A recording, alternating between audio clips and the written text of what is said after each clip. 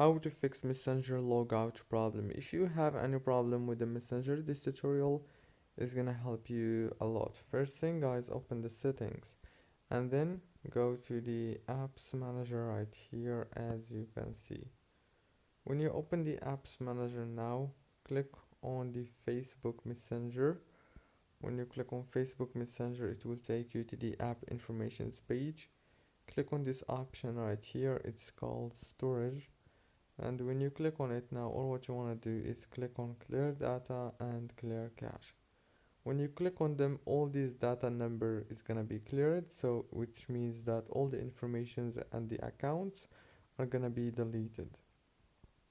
After that, restart your phone and the problem must be solved. Don't forget to like and subscribe, and thank you so much for watching this video until the very end.